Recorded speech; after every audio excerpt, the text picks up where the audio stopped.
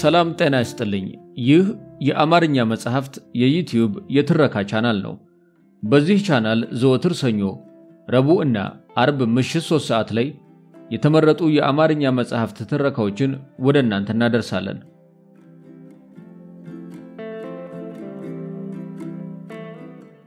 በዛሬው የትረካ ሰዓታችን ትዕግስት ሳሙኤል አይነ ርግብና ሌሎችም አጫጭር ታሪኮች ከተሰኘው መጽሐፍ ውስጥ ያገኘነውን አይነ ርግብ የተሰኘውን አጭር ልቦለዷን እናቀርባለን።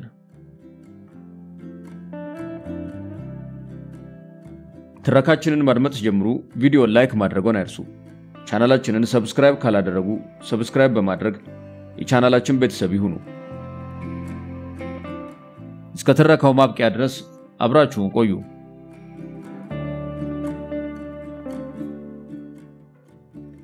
ውድ የቻናላችን ቤተሰቦች በርካታ የተለያዩ ጥቅሞችን የያዘና የንባብ ልምዳችሁን እንዲሁም የትረካ ፍላጎታችሁን በተለያዩ ስራዎች ለማሳደግና ወደ እናንተ በስፋት ለማድረስ ይረዳን ዘንድ የአባልነት የሜምበርሺፕ ፕሮግራም እናብስራችሁ። የቻናላችን ሆም ውስጥ ሲገቡ ሰብስክራይብ ከምትለው አጎን የሚያገኙአትን ጆይን የምትለውን ጽሑፍ ወይንም በዚህ ቪዲዮ ስር በሚገኘው ዲስክሪፕሽን ውስጥ ሜምበርሺፕ የሚለውን ሊንክ በመጫን የተለያዩ ጥቅሞች ያሏቸውን የአባልነት ደረጃዎች ያገኛሉ። ቻናላችንን ለመደገፍና ተጨማሪ የንባብ ክህሎቶን እንዲሁም የትረካ ፍላጎቶን ከተለያዩ ጥቅሞች ጋር ለማሟላት ሜምበር በመሆን የዕውቀት አድማስዎን ያስፉ። ይህንንም ስለሚያደርጉ እናመሰግናለን።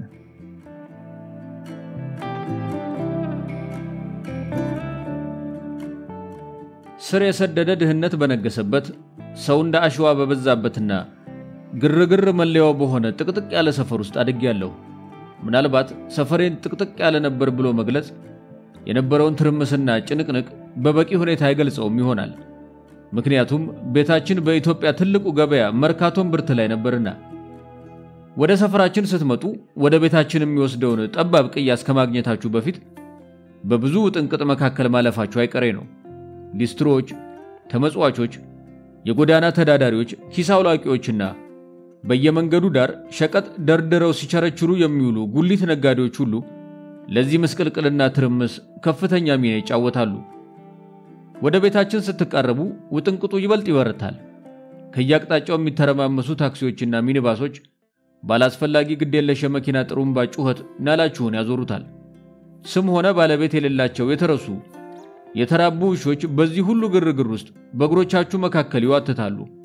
ትዕይንቱን ይበልጥ ለማወሳሰብ በሚመስል ሁነት ያለምንም በቂ ምክንያት በጨካኝ ባለቤቶቻቸው ጀርባቸው በጅራፍ የሚገሸለጥ አህዮች የጣር ድምጽም ከቀኝና ከግራ ያጅባችኋል።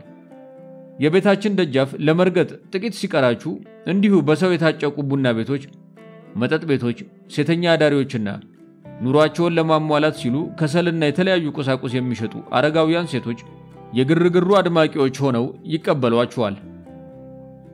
በትናንሽ ካፍቴሪያዎችና ሬስቶራንቶች በረንዳ ላይ ድህነት ያደቀቃቸው የሙት ልጆች ትርፍራፊና መጠለያ ለማግኘት ሲፍጨረጨሩ ማየታችሁ የግድ ነው። ይህ የልጅነት መልክ ነበር። ልብ ማትባል የማትታይ የሚለው እሳቤ ሙሉ ለሙሉ የተለየ ትርጉም የሰጠበት ቦታ። ከልጅነቴ ጀምሮ ህመም የሚያጠቃኝ ልጅ ነበርኩ። በተለየ ሁኔታ የአንድ ደዌ ስም ጠርቼ ይህ ነበር ህመሜ ልል ባልችልም ለተመለከተኝ ሰው ግን በአንድ እይታ ብቻ ሁሉም አይነት በሽታ የሚያሰቃያት እንደነበርኩ ግልጽ ይሆንለታል። ብዙውን ጊዜ የመጨረሻ ልጅ ውዴታ ይነጥፍለታል፣ ልዩ እንክብካቤ ይደረግለታል ይባላል። እኔን ግን ይህ አልገጠመኝም። ጭራሹኑ ካለመተወሴ የተነሳ የት ልሁን፣ የት ልግባ፣ የት ልውጣ ማንም ግድ ይሰጠው እንዳልነበር ልረሳው አልችልም። እዚያው አይናቸው ስር ሆኜ እንኳን ከነመፈጠሬ ትዝ አልላቸው አለሁ እዩኝ ብልም ልክ ሁለት ግራግር እንዳለው ልጅ በዛ በኮሳሳና ደቃቃ ሰውነቴ እየተንገዳገርኩ የራሴን ዓለም እንዳቃና የተተወኩኝ ነበርኩ። ትዝ እንደሚለኝ ቤተሰቦቼ ይወዱኛል። ነገር ግን ለአንዲት ሀፍታ ናፍቃቸው እንደነበር አላስታውስም። በቃ ከተነፈስኩ በቂያቸው ነው።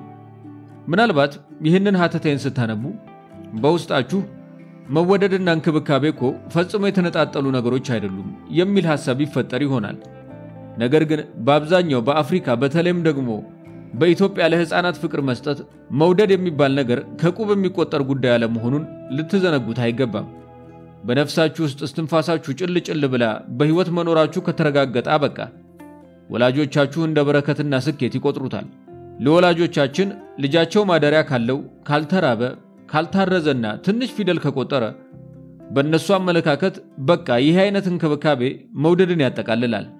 ሌላው ሁሉ ተሟልቶ ግን ፍቅር አንሶኛል ብላችሁ ብትደበቱ በትኩረት ማጣት ምክንያት የሚደርስባችሁ ስነልቦናዊ ጉዳት ለእነርሱ ጉዳያችሁ አይደለም፣ ደንታም አይሰጣቸውም። አዋቂ ነን ባዮቹ ልጅነታችሁን አቅልለው ችላ ሲሏችሁ የእናንተን ብልህነት ከመጤፍ ስለማይቆጥሩት ዝም ብለው ያለ ገደብ ያወራሉ። ይህ ደግሞ ለኔ የፈጠራ በር ከፈተልኝ። አይናቸው ስር ሳለሁ ለእነርሱ ግን ስውር መሆኔ ከእድሜ በላይ አስተዋይ ያደረገኝ።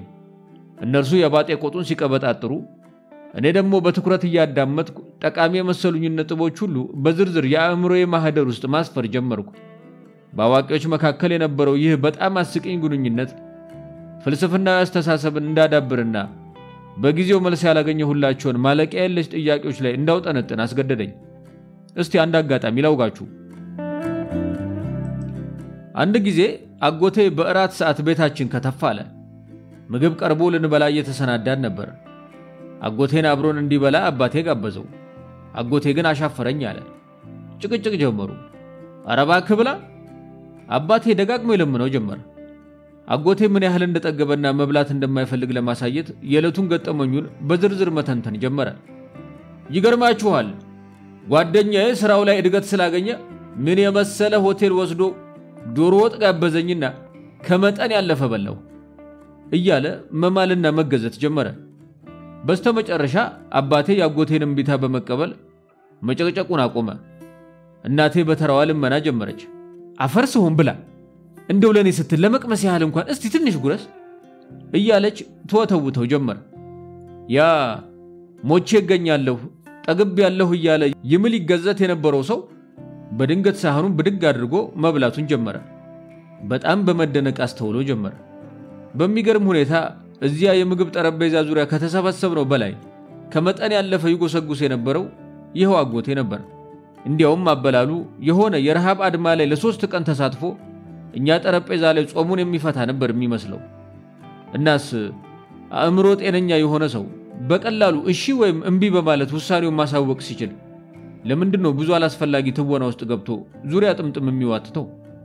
በስተመጨረሻ እንክት አድርጎ መብላቱ ካልቀረ ክብርን ለመጠበቅ ሲባል ውሸትንስ ምን አመጣው? መቼም የኩራት መንፈስ የተራበን ሆድ እንደማይሞላ ገብቶት ይሆናል። ያም ሆነ ይህ እኔ ግን ዶሮ ወጥ ስለመብላቱ የተወናተውን እውነት እንድትሆንለት ተመኝቼ ነበር። ምክንያቱም እናቴ የማብሰያ ሙያ ስላልነበራት የምትሰራቸው የወጥ አይነቶች እህል ቅጠል አይሉም ነበርና። ቀደም ብዬ እንደነገርኳችሁ በልጅነቴ ታማሚና ኮሳሳ ነበርኩ። ኢትዮጵያ ውስጥ ጎበዝ ሐኪሞች እያሉ ወላጆች ግን ብዙውን ጊዜ በጎረቤቶች በዘመዶቻቸውና በሚያውቋቸው ሰዎች አስተያየት ይመራሉ። ስለዚህ በጎረቤት ጥቆማ እንደ ስንጥር መክሳቴና ያለልክ ሆዴ መወጠሩ የኮሶትል ተጣብቷት ነው ተብሎ ተወሰነ።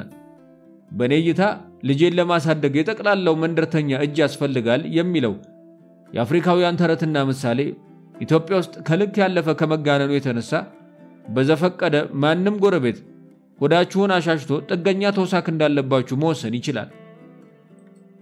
ያለመታደል ሆኖ ያን ቅዳሜ ጧት የገጠመኝ ይሄው ነበር።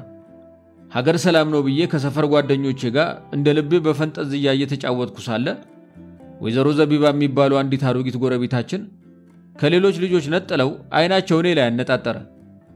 የኚህ ሴትየው ጭንቅላት እጅግ በጣም ከመግዘፉ የተነሳ ከልክ በላይ የቀጠነው ሰውነታቸው ይህን ጉድ በምን ተአምር ተሸክመው እንደሚንቀሳቀሱ ለማወቅ ይከብዳል። ሲራመዱ መንገዳገዳቸው ከጭንቅላታቸው ግዝፈት ጋር እንደተያያዘ ምንም አልጠራጠርም። እንዲያውም ስድብ አይምሰልብኝ እንጂ ወይዘሮ ዘቢባን ዝም ብዬ ሳያቸው የሆነ የጣረሞት ፊልም ላይ ከመቃብር ፈንቅሎ ወጥቶ የሚንገላወድ የበድን ገጸ ባህሪ ነው የሚመስሉት። ግዙፉን ጭንቅላታቸውን እየጎተቱ በዝግታ የሚንገዳገዱበት መንገድ በእውነት በጣም አስፈሪ ነበር። ያን ቀን ከሩቅ አይቻቸው ቢሆን በቀላሉ ላመልጣቸው ይችል ነበር። ነገር ግን እኚህ ሴትየው ብዙ ጊዜ ልክ እንደ ምትሃት ድንገት ስለሚከሰቱ ሳላስበው እጃቸው ውስጥ ገባው። በድንጋጤ አማትቤ ራሴን ከማስረከብ ሌላ ምንም አማራጭ አልነበረኝም። ነገሮችን ለማቅለልና ለመርሳት ብዬ በጭንቅላታቸውና በሰውነታቸው መካከል ስላለው አለመመጣጠን ብቻ ማሰላሰል ጀመርኩ።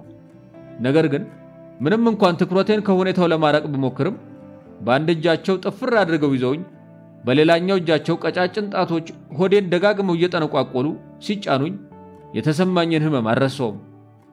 ይሄ ወይ ወስፋት ወይ ኮሶ ነው እያሉ ተወጥሮ የተነፋውን ሆዴን በኃይል አሻሽተውና ጨባምቀው ሲጨርሱ ጨዋታዬን አኮላሽተው እጄን እንደያዙ ወደ ቤት አመራን። የቤታችን ሳሎን በእጣን መዓዛ ታውዶ ቄጠማ ተጎዝጉዞ እናቴ ከሌሎች 3 ጎረቤቶቿ ጋር ቡና እየጨለጠች የሞቀ ወሬ ስታደር አደረስን። ከወይዘሮ ዘቢባ ጋር ወደ ውስጥ ስንገባ እንደተለመደው እኔ ግድ ሳልሰጣቸው ለሴትዮዋ የሞቀ አቀባበል ተደረገላቸው። ብዙም ሳይቆይ በዓለም ላይ መፍትሄ የሚሹ ስንት አንገብጋቢ ችግሮች እያሉ ወይዘሮ ዘቢባ የኔ የሆድ እብጠት ጉዳይ በጣም እንዳሳሰባቸው ለእናቴ ያስረግጠው ነገሯት። ወዲያውኑ እናቴ ጠራችኝና ሳሎን ውስጥ መሐከላቸው እንድቆም ታዘዝኩ። በጎረቤቶቻችን ፊት እናቴ ቀሚሴን ከፍ እንዳደርግ ጠየቀችኝ። አማራጭ ስላልነበረኝ ቀሚሴን ወደ ላይ ሰብስቤ አረንጓዴ ሙታንቴንና በከሳት የመነመኑ እግሮቼን እያሳየው ሙዚየም ውስጥ እንደቆመ ሐውልት ደርቄ ቀረው። ተራ በተራ እያንዳንዳቸው የተነረተውን ሆዴን ማሻሸትና መጫን ጀመሩ። በስተመጨረሻ ማንም ሐኪም ባልተገኘበት በትብብር የደረሱበት ውሳኔ ያሳየው ኮሶትል በሆዴ መኖሩን ነው። ይሄ ጉዳይ የስሜት ጠባሳ ፈጥሮብኝ ሊሆን ይችላል ብላችሁ አስባችሁ ከሆነ ተሳስታችኋል። የአገር ጎረቤት ተሰብስቦ ቀሚሴ ተገልቦ አካሌ ያለ ፍቃዴ እየተዳሰሰ በግል ህይወቴ እንደሚንቦጫረቁ መፍቀድ ለኔ ከፍተኛ ውርደት ቢሆንም ነገር ግን ወሬያቸው መሃል የውድ ጓደኛዬን የመንሱርን ስም ስሰማ ሐሳቤ ተከፋፍሎ ስለነበር ለመከፋት ጊዜ አልነበረኝም። ስለዚህ ሌላውን ሁሉ ትቼ ጆሮ መጥባቴን ቀጠልኩ። የዚያች ጋለሞታ ልጅ ስሙ ማን ነበር በመድኃኔዓለም? አዎ መንሱር። እሱ እኮ እንዲሁ እንደ ልጅሽ ሆዱ ተወጥሮ ነበር። እናቲቱ ግን ማን ይጎልምትላት? ልጇን በቅጡ ማሳደግ ተስኗት ልጅየው ሆዱ ውስጥ ወስፋት ነግሶ ኑሮ አንድ ቀን ወስፋቱ ባፍንጫው ወጥቶ ነፍስ ውጪ ነፍስ ግቢ ብለው ወይዘሮ ሀቢባ ሐሜታቸውን አደሩ። የወስፋቱ ባፍንጫ የመፈተለክ ጉዳይ አስደንግጦኝ እዛው ደርቄ ቀረው። የሁኔታውን አሳሳቢነት ለማጉላት ምሳሌ አቅርበዋል። እኔ እስከማውቀው የመንሱር እናት በእውነቱ ጋለሞታ አልነበረችም። ነገር ግን እናቴን ወደ ተግባር እንድትሰማራ ለመቀስቀስ እንዳስፈላጊ ማበረታቻ እንዲጠቅማቸው ስም ማጥፋት ዘመቻቸውን ተያያዙት። ለምንድነው እነዚህ ሐዋቂነን ባዮች መልካም ነገር ለመፍጠር ሲሉ የከፋው ውሸት የሚዋሹት? በክፋት የተመረኮዘ መልካምነትስ ምኑን መልካም ሆነ? እኔን እንዴት አድርገው የኮሶ መድኃኒት እንደሚግቱኝ ሲወያዩ ድምጼን አጥፍቼ ሹልክ ብዬ ወደ ጓደኛዬ መንሱር ቤት አመራው። ስለገባሁበት የተላትል ዱብዳ መንሱር ይረዳኛል ብዬ ስላሰብኩ እስካገኘው ችኮላ ያይጣል። መንሱር የቅርብ ጓደኛዬ ነበር። ጸጉሩ ከግማሽ አናቱ ስለሚጀምር ከሩቅ ሲታይ መላጣ ይመስላል። ነገር ግን ቀረብ ሲል ክብ ጭንቅላቱ በተፈረዘ ሉጫ ጸጉር የተሞላ ድንቡሽቡሽ ያለ ደስተኛ ልጅ ነበር። ሁለታችንም ማንበብና ታሪኮችን እየፈጠርን ማውራት እንወድ ነበር። ነገር ግን በተራ ፈጠራ እሱ ከኔ በእጅጉ ይበልጣል። ውሸት እየተናገረ እንደሆነ እንኳን እየታወቀ በፈጠራው ቅብ የተጥበረበረ ማንኛውም ሰው እሱን የማድነቅ ሱስ ይይዘዋል። ሁኔታዎችን የሚገልጽበት መንገድ በጣም አሳማኝ ከመሆኑ የተነሳ አድማጩ ታሪኩ የሚከናወንበት ቦታ የተገኘ ያህል እንዲሰማው እስከ ማድረግ ድረስ የተካነ ነበር። ቤታቸው ስደርስ እናቱ በሩን ከፈተችልኝና አቅፋ ስማኝ ወደ ሳሎን አመራን። የሆነ ነገር ታወራለች፣ ግን እድሜ ለወይዘሮ ዘቢባ መስሚያዬን ነጥቃኛለች። ከንፈሯ ሲንቀሳቀስ አያታለሁ፣ ግን በሐሳቤ ያለማቋረጥ የማውጠነጥነው ጋለሞታ የሚለውን ቃል ብቻ ነበር። ጎረቤታችን እንዲህ አድርገው አእምሮዬን ስለመረዙብኝ በውስጥ የረገምኳቸው። ለመንሱር ስለ ወይዘሮ ዘቢባና ተገኘብኝ ስለተባለው የኮሶትል ነገርኩት። ከሱ ጋር የሚመሳሰል ነገር ስለገጠመኝ በደስታ ዘለለ። ከጓደኝነት አልፈን በተውሳክ መጣመራችን አስፈነጠዘው። ከአፍንጫው ወስፋት የመውጣቱን ነገር ሲነግረኝ እጅጉን ደነቀኝ። እንኳንስ ሊቀፈው ጭራሽ ወስፋቱ ምን ይመስል እንደነበር በወረቀት ላይ ስሎ አሳየኝ። የተፈጠረውን ነገር ትንግርት በተሞላበት ሁኔታ ሲተርክ ታሪኩ ስለራሱ ሳይሆን ከሆነ መጽሐፍ ላይ የተወሰደ ይመስል ነበር። በስተመጨረሻም እናቱና ጎረቤቶች መራራ የባህል መድኃኒት እንዲጠጣ እንዳስገደዱት ነገረኝ። አሻፈረኝ ብሎ መታገል ሲጀምር እንዴት ጠፍረው አስረው እንዳገቱትና ከመድኃኒቱና ከወስፋቱ ይልቅ ትንታ አንደፋድፎ ሊገለው እንደነበር እያዘነ ተረከልኝ። ይሄ በጣም የሚያስፈራ ታሪክ ቢሆንም ወዲያውኑ የወይዘሮ ዘቢባ ግዙፍ ጭንቅላት ትዝ ብሎን በሳቅ ፈረስን። መንሱር የሴትዮዋን ጭንቅላት ከመጠን ያለፈ መግዘፍ በማጋነን ጭንቅላቷ እዚያ ኮሳሳ ሰውነቷ ላይ ተሰክቶ ስትታይ የተዘረጋ ጃንጥላ ትመስላለች ሲል የገዛ ሳቄ ትን ብሎኝ እየጠጣው የነበረውን ሻይ ራሴ ላይ ደፍቼው ነበር። እየተጫወትን ወደ ቤት ሊሸኘኝ አብረን ወጣን። ቤልንደርስ ትንሽ ሲቀረን እርጥብ ሲሚንቶ ንጣፍ የተነጠፈበት አዲስ መንገድ አገኘን። መንገዱ ጎን የተጋደመው በካርቶን ላይ የተጻፈ ምልክት እዚህ ላይ መራመድ ክልክል ነው ይላል። የሆነ ነገር ነሸጠኝና ና እባክህ ላዩ ላይ እንሂድበት አልኩት። መንሱር በጣም ፈርቶ ሲያንገራግር እንደምንም አግባባሁት። ወስፋት ባፍንጫው ከወጣ ጀምሮ እሱ የተውሳቅ ሊቅ ሆኖ ቢነክስም እኔ ደግሞ ለአመጽና ለሸፍጥ ማን ብሎኝ ከጥቂት ደቂቃዎች በኋላ ሲሚንቶ ላይ እየተረማመድን ጮቤ ረገጥን። የጫማችንን ዱካ እያተምን እንደ ልባችን ዘለልንበት። ጫማችን ሲሚንቶን በጨፈለገ ቁጥር ጎረቤቶችን መርገም ጀመርኩ። እኛ ላይ ቅጥ ያጣ አዛኝነታቸውን ረገምኩ። በእያንዳንዱ እርምጃዬ ያከናነቡኝን ውርደት፣ ገና የሚጠብቀኝን መድኃኒት የመጋት ዕጣ ፈንታና ሆዴ ውስጥ የሚርመሰመሰውን የኮሶ ትል ሳይቀር ሁሉንም ረገምኩ። ተቃቅፈን ቻው ስንባባል የሆነ ትልቅ ነገር የተሳካልን ያህል በኩራት መንፈስ ፈገግ አለን። በአመፀኛነታችን ከልክ ያለፈ ረካን። ቤቴ በር ላይ ስደርስ ግን የመንሱር ተገዶ መድኃኒት የመጋቱ ታሪክ ትዝ ብሎኝ ፍርሃት ወረረኝ። እንደማስበው ከሆነ ሁለት አማራጮች ብቻ ናቸው ያሉኝ። አንደኛው የሚሰጡኝን መራራ መድኃኒት በፈቃደኝነት መጠጣት፣ ሁለተኛው እንደ መንሱር መሸነፍ ለማይቀር መታገል። ግን ሶስተኛው ምርጫ ተብሎ የወይዘሮ ዘቢባን ጭንቅላት መጨፍለቅ የሚል ቢገባበት እውነት እላችኋለሁ እሱ ከሁሉ ይቀለኝ ነበር። ቤት ስመለስ የአቅመ ቢስነት ስሜት ወረረኝ።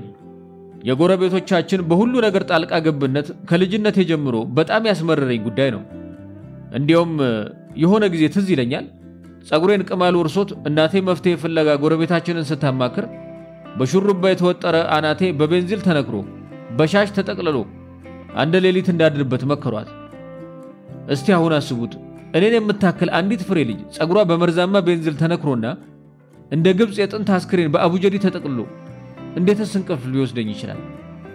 እግዚአብሔር ጠብቆኝ እንጂ የዛን ሌሊት በድንገት ቤታችን ውስጥ እሳት ቢነሳ ኑሮ ከመኝታ ቤቴ ግድግዳ በፊት እኔ ነበርኩ መጀመሪያ እንደ ችቦ ተንቦግብጌ የምነደው። የዚህ አይቀሬ የመድኃኒት መጋት ጉዳይ አሳስቦኝ አልጋዬ ውስጥ ገብቼ መጽናናት ይለግሰኝ ይመስል ትራሴን ጭምቅ አድርጌ አቀፍኩት። ወዲያው ግን በሐሳቤ ወይ መንሱር ጀግና ነው አልኩ። ወስፋትንም ያህል ነገር ባፍንጫው ውስጥ ወጥቶ እንኳን ሊቀፋው ጭራሽ በወረቀት ላይ ስሎ ለኔ ማሳየቱና እንደ ጀብዱ ማውራቱ በጣም አስደነቀኝ። ይህ ገጠመኝ የኔ ቢሆን ምናልባት ሰውነቴን ከመጸየፍ አለፌ በመንገሽገሽ ሳልሞት እቀራለሁ። መድኃኒት እንድጠጣ የተቆረጠበት ዕለት ሲደርስ ጎረቤቶቹ ተሰበሰቡ። ወዲያውኑ መንሱር መዳፋቸው ስር ሲፍጨረጨር በአይነ ህሊናዬ ውልብ አለብኝ። ከነዚህ ግንድ ከሚያካክሉ ወጠምሻ ሰዎች ጋር መታገል ምንም እንደማይፈይድልኝ ስለገባኝ እጣፈንታዬን ተቀብዬ በፈቃደኝነት መድኃኒቱን አንደቀደኩት። መራራነቱ ናላዬን አዙሮ ሊደፋኝ ደረሰ።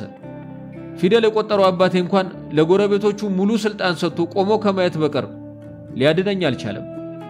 ይህ ጉዳይ በዚህ ቢያበቃ ኮሰየው ነበር። መድኃኒቱን ጠጥቼ በቃ ተገላገልኩ ስል ጎረቤቶቻችን ጭራሹኑ ስለኔ አይነ ምድር ውይይት ጀመሩ። ውርደቴን ያቀጣጠለው ከቤታችን አጠገብ የሚኖረው አቶ ካሳ ነበር። የግቢውን ያጠና ጥር ቀለም እየቀባ ማንንም ምክር ሳይጠይቀው መድኃኒቱን አጠጣችኋት?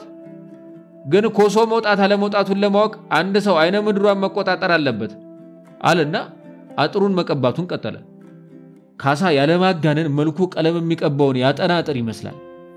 ርዝመቱና ቅጥነቱ ቁጭ አጠናውን፣ ፊቱ ደረቅ በድን ስሜት አልባ ሲሆን በቃ ጠቅላላ ቁመናው ሊደረመስ እንደደረሰ ያዘመመ ግንብ በጣም ይከብዳል። እንደዚህ አይነት ደረቅና ስሜት አልባ ሰው ገጥሞኝ አያውቅም። ቀብር ላይ የተሰማውን ሐዘንና ሰርግ ላይ ስላየው ጭፈራ የሚገልጽ በአንድ አይነት ቀዝቃዛ ድምጸት ነው።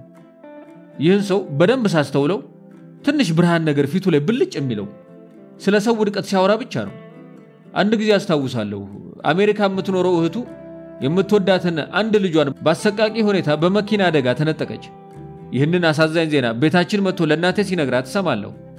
ነገሩ በጣም ልብ የሚሰብር አሳዛኝ ክስተት ሆኖ ሳለ የካሳ ድምጸት ውስጥ ግን ከደስታ የማይተናነስ ሳሳ ያለ የድል አድራጊነት ስሜት ያስተዋልኩ መሰለኝ። ይኸው እንግዲህ አማሪካ እንዳላለች አይኗ ያየ ልጇን መኪና በላባት። ልጅቱ በቆመችበት ነው አሉ መኪናው ወጣባት። የኛ ባለ አማሪካ እግዚኦ መሐረነ ክርስቶስ ከማለት ሌላ ምን ይባላል? እግዚአብሔር እንግዲህ እንዲህ ነው ሰውን የሚያስተምረው አለ አፉን እየጠራረገ። ካሳ ይህንን የመሰለ አሰቃቂ ስቃይ ከእግዚአብሔር የተሰጠ ነው ብሎ ማመኑ መለኮትንና አረመኔነትን አጣምሮ ማየቱ በጣም የረበሸኝ ነገር ነበር። ይኸው ዛሬ ደግሞ አቶ ካሳ እንደዋዛ ስለኔ አይነ ምድር ሳይጠየቅ መለፍለፉ ውርደት የሚያስደስተው አይነት ስሜት ፈጠረብኝ። በፍጥነት ወደ ክፍሌ ሄድኩ። በትራሴ ፊቴን ሸፈርኩና የቻልኩትን ያህል ጮኩኝ። አይነ ምድሬ የውይይትና የትንታኔ ርዕሰ ጉዳይ የመሆኑ ሁኔታ ልቋቋመው የማልችለው ብስጭት ውስጥ ዘፈቀኝ። ከነዚህ ጎረቤት ተብዮች የትም ማምለጫ ቦታ ለመኖሩ አናደደኝ። ያለምንም ከልካይ እንዳሻቸው ጣልቃ ለመግባት ነፃነት አግኝተዋል። የዚያን ቀን ከሰዓት በኋላ መንሱር ሊጠይቀኝ ቤቴ መጣ። መድኃኒቱ ነው መሰለኝ በየደቂቃው ከማጓራት የማይተናነስ ግሳት ለቀቀብኝ። ከወስፋት ነፃ የሆነው መንሱር የተውሳቅ ሊቅነቱን ለማሳየት ግሳቱ የሚያመላክተው የኮሶ ትሎቹ በመድኃኒቱ መረፍረፍ መጀመራቸውን ነው ብሎ አበሰረኝ። እኔም ሙሉ ለሙሉ አመንኩት። ደግሞስ ምን ምርጫ አለኝ? ለምን እንደሆነ ባላውቅም ቤተሰቦቼ የመንሱር ቤታችንን ማዘውተር ብዙም አይረብሻቸውም። ደጋግሞ ስልችት እስኪላችሁ የሚቀርብላችሁን ፓስታ ባትወዱትም ግን ያው ምንም ጉዳት ስለሌለው ትበሉታላችሁ። ቤተሰቦቼ መንሱርን የሚታገሱት ልክ እንደዚህ ፓስታ ይመስላል። ብዙ ይመጣል ግን ማንንም አይጎዳም። መንሱር እንደኔ ተከልሎ ተጋርዶ አይነት አኗኗር አይወድም። በተፈጥሮ አይናፋር አልነበረም። እንዲያውም መታየትና መደመጥ በጣም ያስደስተው ነበር። ነገር ግን ከመሰሎቿ የረዘመች ማሽላ አንድም ለወፍ አንድም ለወንጭፍ እንደሚባለው የተጋነነ ትኩረትን መፈለግ ላልተፈለገ አደጋም ይጋብዛል። አንድ ጊዜ መንሱር ሲያቀብጠው ለታላላቅ ወንድሞቼ ወደፊት በጊነስ በዓለም የድንቃ ድንቅ መዝገብ ላይ ስሙን ማጻፍ እንደሚፈልግ ነገራቸው። ምን አስደናቂ ነገር ፈጥሮ እዛ መዝገብ ላይ መጻፍ እንደፈለገ እንኳን እንዲያብራራ ጊዜም ሳይሰጡት በሳቅ ፈነዱ። ሆዳቸውን ይዘው እንባቸው እስኪፈስ ያሽካኩበት ድምጻቸው አሁን እንኳን ትውስታው ጆሮዬ ላይ ያንባርቅብኛል። በዚያ ቀን ነበር የመንሱር ግንባር እንዲለካ የተደረገው። የመለኪያ ሜትር የማምጣት ተልእኮ ተሰጥቶኝ ስለነበር ሳላንገራግር ይዤ መጣሁ። በክፍሉ መሃል አስቀመጡትና ግንባሩን እስከ ጸጉሩ የመጀመሪያ መስመር ድረስ መለካት ጀመሩ። እውነትም ግንባሩ በጣም ትልቅ ነበር። ግን እንደ ዕድል ሆኖ ወንድሞቼ የግንባሩ ትልቅነት የማይካድ ቢሆንም ቅጽል ስም ለማውጣት በቃ የሆነ የተጋነነ ግዝፈት አይታይበትም የሚል ድምዳሜ ላይ ደረሱ። እንዲህ አይነት ውርደትና ሀፍረት ሊደርስበት አይገባም ነበር። አይኑን ባቋጥሮ ላለማልቀስ ሲታገል አንጀቴን በላኝ። ነገር ግን ጣልቃ በመግባት የማይረባ ትዕይንታቸውን በኃይል ለማስቆም በጣም ትንሽና አቅመ ቢስ ነበርኩ። አንድ ሰው መመለስ የማይችለውን ጋኔል በፉጨት መጥራት የሌለበት ለዚሁ ነው ብዬ ከማሰብ በስተቀር ምንም ማድረግ አልቻልኩም። በሳይንሳዊ ሁኔታ የሚቻል ቢሆን ኖሮ የመለኪያ ሜትሩን ከእጃቸው መንጥቄ ድንቁርናቸውን ለክቼ መጠኑን በቁጥር ብገልጽላቸው እንዴት ደስ ባለኝ። ነገር ግን ከመንሱር በተቃራኒ የኔ አቅም ያለው ልብ ባለመባሌ ውስጥ ስለነበር ነገሩ ቢያበሳጨኝም ማንኛውንም እርምጃ ከመውሰድ ተቆጠብኩ።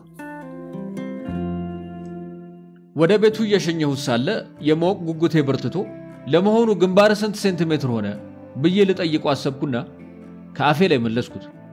ወንድሞቼ ግንባሩን ከለኩት በኋላ በወረቀት ላይ የሆነ ነገር ሲጫጫሩ አይቼ ነበር።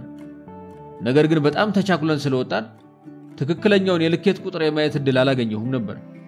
በኋላ ግን ራሴን ገሰስኩና ወደ ተሳሳተ አቅጣጫ የሚዋዥቀውን አስተሳሰቤን ልጓም አበጀሁለት። ቀጥሎ በመንገዳችን ሁሉ መንሱርን ማጽናናቴን ቀጠልኩ። መንሱር ግን የእውነትም በጣም ምስኪን ልጅ ነበር። የዓለማችን ታላቁ ሼፍ ለመሆን እንደሚጓጋ አውቅ ነበር። ምግብ ሲያበስል አይቼው ባላውቅም ሲበላ ግን ተወዳዳሪ የለውም። መንሱር ለምግብ ያለው ፍቅርና ስለ ምግብ በማውራት የሚያጠፋው ጊዜ ልክ ለሥራው ጥልቅ ፍቅር ያለው የቅሪታ አካል ተመራማሪ የሚመራመረው ቅርስ ላይ ከሚያጠፋው ጊዜ ጋር ይወዳደራል። ወደፊት በጊነስ የዓለም ክብረ ወሰን መጽሐፍ ውስጥ መመዝገብ የፈለገው ባበሳሰሉ ክህሎት ነው። ለሱ ባልነግረውም እኔ ግን በውስጡ ከመጠን ያለፈ የመብላት ፍላጎቱ ከምግብ አዘገጃጀት ችሎታው ጋር ተምታቶበት ሊሆን ይችላል የሚል ጥርጣሬ ነበረኝ። ብቸኛ ወዳጁ እኔ እንደመሆኔ መጠን ተስፋ አላስቆረጥኩትም። በመንሰፍሰፍ የሚሰለቅጠው ያ የሚወደው እህልና አመጋገቡ በዚሁ ከቀጠለ ብዙም ሳይቆይ በጣም የላቀ የማብሰል አቅም ሊያዳብር ይችላል ብዬ ተማመንበት ነበር። ይሁን እንጂ ይህንን ምኞቱን የዛን ቀን ለወንድሞቼ ባለመጥቀሱ እፎይ አልኩ። የታወቅኩ ሼፍ መሆን እፈልጋለሁ ብሎ ተናግሮ ቢሆን ኖሮ ጨካኞቹ ወንድሞቼ የሚያወጡለትን የቅጽል ስም መገመት አያዳግትም። እንቁላል ራስ፣ ሹካ ራስ ወይም ደግሞ እንደ ግጥም ቤት የሚመታ መንሱር፣ የድመች ፕሮፌሰር ምናምን ብቻ ምን ልበላችሁ ምኞቱን የሚያኩላሹ የቅጽል ስሞች ናዳ ያወርዱበት ነበር። ግንባር መለካት ሌላ ነገር ነው፣ ቅጽል ስም ሌላ ነገር ነው። ቅጽል ስም እኮ አንዴ ከወጣ ሊለዩት የማይችሉት ጠባሳ አትሞ ነው የሚቀረው። ስለዚህ መንሱር ህልሙን በኔና በሱ መሃል ብቻ እንዲቀር ማድረጉ ወንድሞቼ ሊያስከትሉበት ከነበረው የከፋ የመንፈስ ስብራት አድኖታል ባይ ነኝ። የኮሶ መድኃኒት ከጠጣው ከአንድ ሳምንት በኋላ በቤታችን ውስጥ አንድ አስገራሚ ክስተት ተፈጠረ። ይህንን መግለጽ ፈታኝ ነገር ሳይሆን አይቀርም።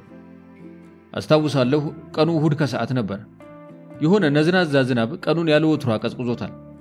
ሳሎናችን መሃል ያለው የከሰል ምድጃ በዝግታ ይፈግጋል። የዝናቡ ዜማ ከከሰል ምድጃው ከሚወጣው ሙዚቃ ጋር ተዳምሮ ቤታችንን ሞቅ ያለ ድባብ ሰጥቶት ነበር። ደርባባዋ እናቴ ቡናዋን ዝግ ብሎ በሚፈመው ከሰል ላይ ጥዳ ስትቆላ አያታለሁ። ከሷ አጠገብ ታላቅ እህቴ፣ የዕለቱ ቡና አጣጮች ሁለቱ ጎረቤቶቻችን ፋጡማና ወይዘሮ ዙሪያሽ ተቀምጠዋል። ቡናውን በጉጉት እየጠበቁ ወሬያቸውን ይሰልቃሉ። የፋጡማን ገጽታ ለአንባቢ ለማብራራት ትርፉ ድካም ብቻ ነው። የ45 ዓመቷ ፋጡማ ጎረቤት በጅምላ የናቃትና ከነመፈጠሯ የተረሳች ሴት ነበረች። ሳታገባና ሳትወልድ ያረጠች ሴት እንደተረገመች ያልተቆጠረ የለም። ጎረቤቱ ግን እንኳን እርግማን ተብየውን ሊቆጥር ለሐሜት እንኳን ተጸይፏት ረስቷታል። በዚህ ታሪክ ውስጥ ፋጡማ የህብረተሰቡን አድመኝነትና ጉልበተኝነት ለመግለጽ ስለገባች እዛው ላይ ብቻ እንድታውጠነጥኑ ስለዚህ ሴትየው መልክም ሆነ ባህሪ ከመግለጽ ተቆጥቤያለሁ። በሌላ በኩል ደግሞ ወይዘሮ ዙሪያሽ በህብረተሰቡ መሃል ተሰሚና ታዋቂ ነበሩ። በሰማንያዎቹ አጋማሽ ላይ ያሉት እኚህ ቆንጅዬ አዛውንት ቁንጅናቸው ውጫዊ ብቻ ነበር። ሴትዮዋ በጣም አክራሪ ሃይማኖተኛ ከመሆን ባሻገር ሁሉን አውቃለሁ ባይ ናቸው። የሞት አስነሳለሁ ሲሉ አልሰማሁም እንጂ ከሰማይ በታች ያሉ ችግሮች ሁሉ መፍትሄ እንዳላቸው ለማስረገጥ በየሰው ጉዳይ ጣልቃ እየገቡ ነገር ሲፈተፍቱ ይውላሉ። በተፈጥሯቸው ሰው ያወዱ። የሚገርመው ግን በሳቸው ዘንድ ተቀባይነት ለማግኘት ከስራቸው የሚያነፈንፉ ብዙዎች ነበሩ። ባጭሩ እኚህ ሴትየው ሰፈር ውስጥ ካሉ ሰዎች በሙሉ ጨለምተኛና ክፉ ነበሩ። ጥጌንዬ የማነብ ለመምሰል ብጥርም ጆሮዬ ግን ከቡናው ዙሪያ ያለው ውይይት ላይ ነበር። ድንገት ሳይታሰብ ወይዘሮ ዙሪያሽ ያው እንደተለመደው የበላይነት በተሞላበት መንፈስ ወደ ፋጡማ ያነጣጠረ ወሬ ጀመሩ። አሁን አንቺ ባል እንኳን ብታገኝ ምን ዋጋ አለው? በቃ መሃን እኮ ነሽ አሉና ያዩዋት ጀመረ። የፋጡማ ዝምታ በጣም ያስደነግጥ ነበር። ራሷን ከመከላከል ያገታት ፍርሃት ይሆን ብዬ አሰብኩ። ወይዘሮ ዙሪያሽ በመቀጠል አሁን ባንቺ እድሜ አይነ ስውርና መስማት የተሳነው ወንድ እንኳን አንቺን ለትዳር አይመርጥም። የሚተካው ዘር ካልሰጠሽው ምን ተሰሪለታለሽ? አሏትና ትኩረታቸውን ወደ ቡናው አዞሩ። ማንም ለሳቸው መልስ ለመስጠት ወይም ለመናገር አልደፈረም። በገዛ ቤቷ እንግዳዋ እንደዚህ እየተዋረደች እናቴ እንኳን ለፋጡማ መቆም አልቻለችም።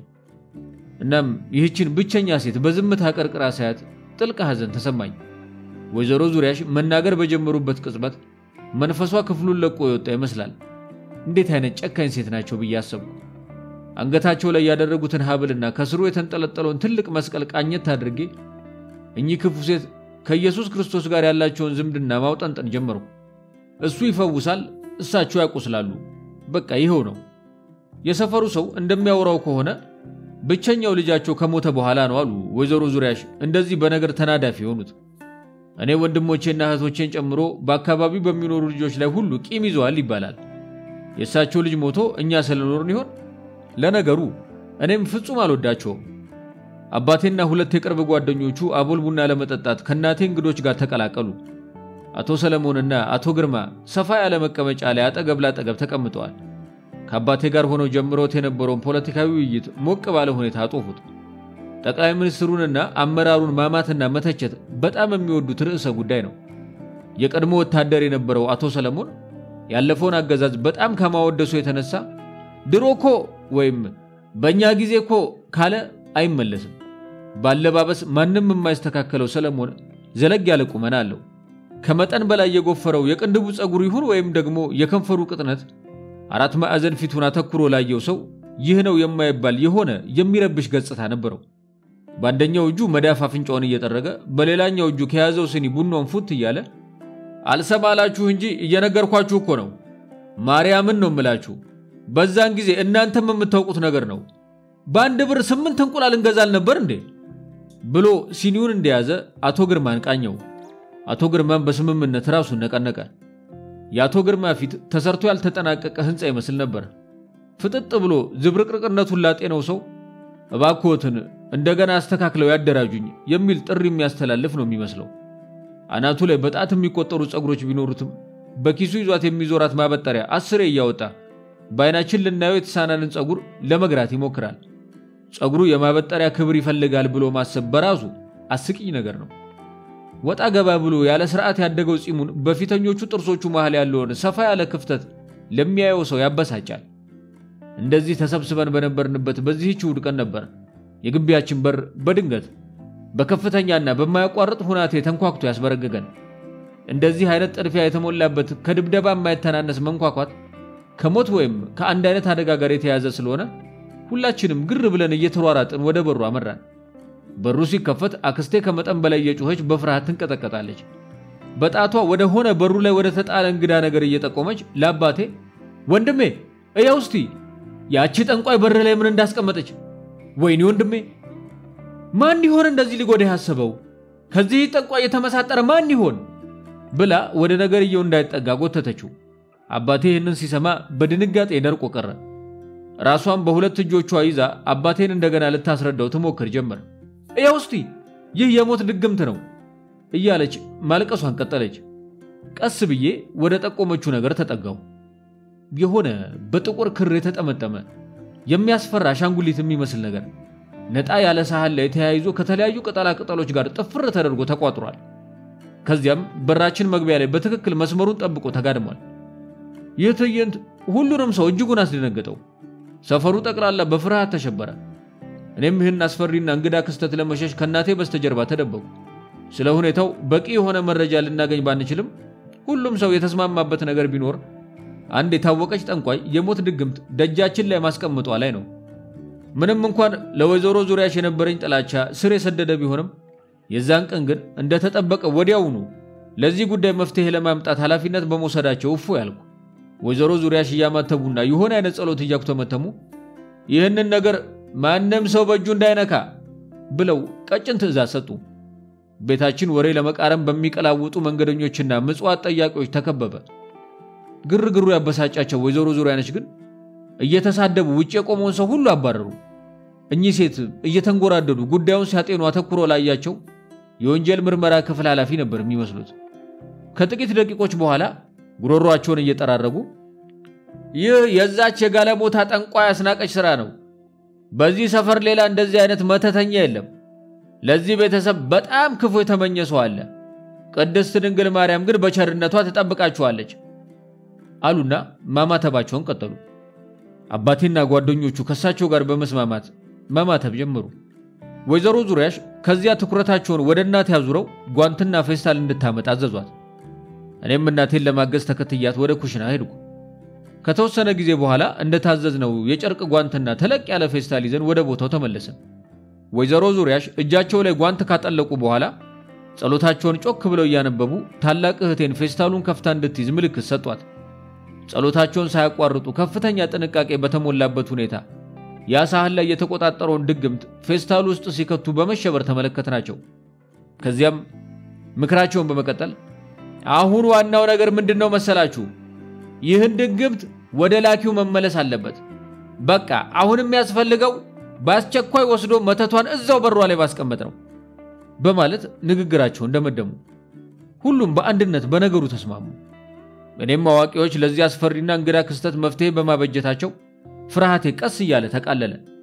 አገር ሰላም ነው ብዬ ወደ ሳሎን ለመግባት መራመድ ሲጀምር ወይዘሮ ዙሪያሽ የታለች ያቺ ትንሽ ልጅ ብለው ሲጣሩ ሰማው። የት ልሂድ? ምን ይዋጠኝ? በቃ በድንጋጤ ደርቄ እዛው ባለሁበት ቆምኩ። አሁን እስቲ ታያችሁ በሰይጣናዊ አምልኮት ከተካኑ ከነዚህ ሁሉ አዋቂዎች አንዱን መምረጥ ሲችሉ ስለዚህ ጉዳይ ምንም የማላውቁ አንዲት ምስኪን ልጅ ይህንን አስፈሪ ድግምት ለመመለስ መታጨት ምን ይሉታል? በፍርሃት እየተንቀጠቀጥኩ አይኖቼ በእንባ ተሞሉ። እርዳታቸውን ፈልጌ እናቴና አባቴን ተመለከትኩ። ግን እንደተጠበቀው በዚህ ጉዳይ ላይ ፈላጭ ቆራጭ ወይዘሮ ዙሪያ ስለነበሩ ድምጽ አልባው ልመናዬ ፋይዳ አላገኘም። ከተሰጠኝ አስፈሪ ስራ ይልቅ ከዲያብሎስ ጥቃት መጠበቅ ያለባት የተወደድኩ ልዩ ልጅ አለመሆኔን ማወቄ እጅጉን አስከፍቶኝ ልቤ በሐዘን ተሰበረ። ወይዘሮ ዙሪያሽ ፌስታሉን ከመስጠታቸው በፊት ሁለቱንም እጆቼን ይዘው በስመ አብ ወወልድ ወመንፈስ ቅዱስ አሐዱ አምላክ የሚልን ቃል እንድደግም አዘዙኝ። እኔም ጮክ ብዬ የተባልኩትን 3 ጊዜ ደገምኩ። ከዚያም አንገታቸው ላይ የተንጠለጠለውን መስቀል አሳለሙኝና ፌስታሉን አስረከቡኝ። እንደታዘዝኩት የዲያብሎስን ንብረት ተሸክሜ ደጃፏ ላይ ለማስቀመጥ ወደ ጠንቋዩ አስናቀች ቤት አመራው። እውነት እላችኋለሁ እንደዚህ አይነት ስር የሰደደ ፍርሃት መቼም ተሰምቶኝ አያውቅም። ገና መራመድ ሲጀምር ፌስታሉን የያዘ እጄ በላብ ተዘፈቀ። ነፍሴ ውስጥ የድፍረት እሳት ለመለኮስ አስቤ ለቤተሰቦቼ ለማውለብለብ ዞር ብዬ ወደ በራችን ስመለከት ሁሉም ተጠራርገው ገብተው ሰላማዊ ኑሯቸውን ቀጥለዋል። ከዚህ ድግምት ጋር መራመድ ከጀመርኩ ከ10 ደቂቃዎች በኋላ ምንም አይነት ጉዳት እንዳልደረሰብኝ ተገነዘብኩ። እንዲያውም ደቂቃዎቹ እየረዘሙ በሄዱ ቁጥር የነገሩን አስፈሪነት ለአፍታ ዘንግቸው ድግምት ሳይሆን ድንች የተሸከምኩ መሰለኝ። ለማንኛውም ብዬ ራሴን በጥንቃቄ በመመልከት በሰውነቴ ላይ የተለወጠ ነገር እንዳለ ለማረጋገጥ ሞከርኩ። ሁሉም የሰውነት ክፍሎቼ በትክክል እየሰሩ መሆናቸውን ሳረጋግጥ እፎይታ ተሰማኝ። ፌስታሉን ይዤ ከቤት ስወጣ ዲያብሎስ ወይ አጠናግሮ ይደፋኛል ወይ አጣሙ ያስቀረኛል ብዬ ሰግቼ ነበር። ነገር ግን በጣም የማረባ ዋጋቢስ መሆኔን የተረዳሁት ዲያብሎስ እንኳን ለኔ ደንታ እንዳልነበረው ሳውቅ ነው። ለካ ዲያብሎስ የማሰቃያ ጉልበቱን እንደኔ አይነት ተራ ሰዎች ላይ በከንቱ አያፈስም። ነገሩ አሳቀኝ። የጠንቋይዋ ቤት ከቤታችን የ15 ደቂቃ የእግር መንገድ ያህል ይርቃል። ሆኖም ግን ጅምሩ ላይ በነበረኝ ጭንቀት ምክንያት አቅጣጫዬን ስቼ ስለነበር እንደገና የኋልዮሽ ተመለስኩ። አንዴ ዲያብሎስ እንደናቀኝ ከተረዳው በኋላ የነበረኝ ጭንቀት ሁሉ ተነነ። የተሸከምኩት መተት እንኳን ሊያስፈራኝ ጭራሹን እየረሳሁት መጣው። ፈጠን እያልኩ ወደ አስናቀች ሰፈር የሚወስደው ቅያስ ጋር ስደርስ እሁድ ያለ ወትሮዋ ህይወት ዘርታ ጠባቡ መንገድ በግርግር ተሞልቶ እኔም ከሰው ጋር መገፋፋቴን ቀጠልኩ። ከቤተ ክርስቲያን እየተመለሱ የነበሩ ወይዛዝርት በነጩ የባህል ቀሚሳቸው አሸብርቀው በጅምላ ሲጓዙ ጎዳናው የነርሱን የውበት ነጸብራቅ ተውሶ ለየት ባለ መልኩ የጸዳ መስሎ ይታይ ነበር። ከቡና ቤት የሚሰማው ሙዚቃና ጭቃው ላይ የዘለሉ የሚቦርቁት የህፃናት ጨዋታ ጩኸት ይህንን ቀዝቃዛና ጨለምተኛ እሁድ ሞቅታ ለግሰውታል። ጠንቋዩ ቤት ልደርስ ትንሽ ሲቀረኝ የትምህርት ቤት ጓደኛዬ የሺን ቲመርጋ ሻይ ቤት አጠገብ ስትጫወት አገኘኋት። ቲመርጋ በማንም ጉዳይ ጣልቃ የማይገባ ታታሪ ከሚባሉ የሰፈራችን ነዋሪዎች አንዱ ነበር። ቤቱ ሆኖ ፓስቲ እየጠበሰ ከመሸጥና ከእጅ ወደ አፍ የሆነው ኑሮውን ለማሳካት ከመጣር ሌላ የሚያውቀው ምንም ተንኮል የለም። የቲመርጋ ፓስቲ በማህበረሰቡ ውስጥ ተወዳጅነት ያተረፈበት ምክንያት ጣት ማስቆርጠሙ ብቻ ሳይሆን በተመጣጣኝ ዋጋ መሸጡም ይመስለኛል። ለኔ ቲመርጋ ማለት የፓስቲ ንጉስ ነበር። ጤነኛ ቁመናው የስፖርተኛ እንጂ የፓስቲ ጠባሽ አይመስልም።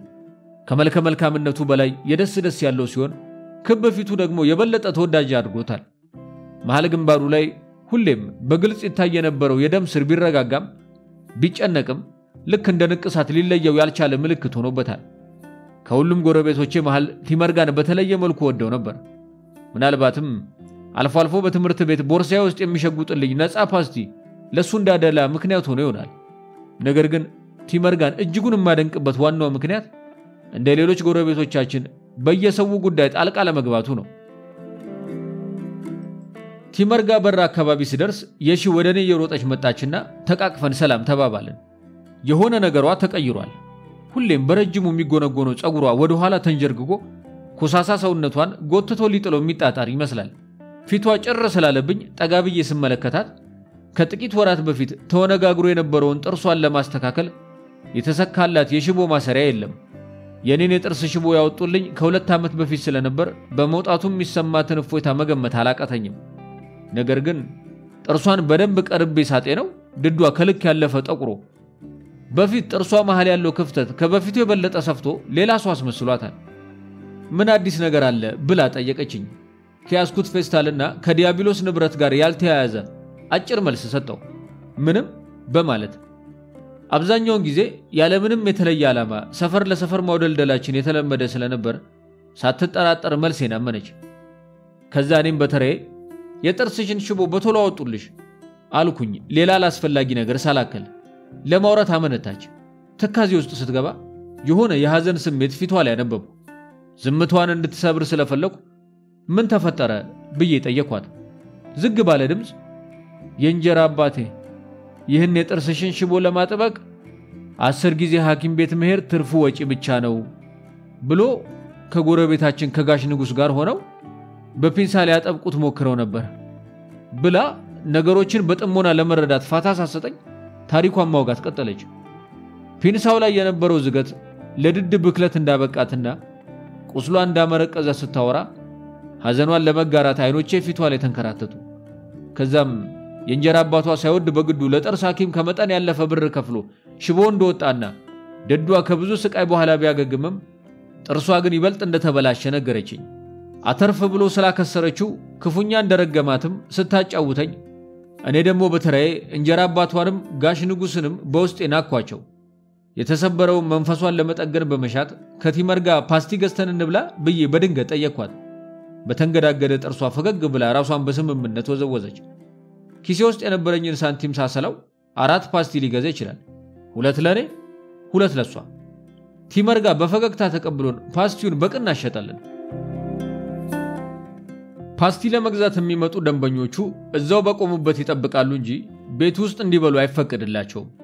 ነገር ግን እኛን ለመሳሰሉ የጎረቤት ልጆች ስነ ስርዓት ይዘን ቁጭ እስካልን ድረስ ቤት ውስጥ ቁጭ ብለን ፓስቲያችንን ብንገምጥ ደስታው ነው። የቲመር ጋር መኖሪያ ቤት ራሱ ዕቃ መሸጫ ሱቅ ነው የሚመስለው። በየቦታው ተሰበጣጥረው የተቀመጡ ድስቶች፣ ጀበናዎች፣ ወንፊቶች፣ ትንንሽ እግር መስቀያ ሳጥኖችና በዱቄት የታጨቁ ጆርዮች ቤቱን አጣበውታል። ቤቱ ውስጥ የነበረው ትርፍ ቦታ ፓስቲ ያዘው በሚጠብቁ ደንበኞች ጥቅጥቅ ብሎ ሞልቶ ነበር።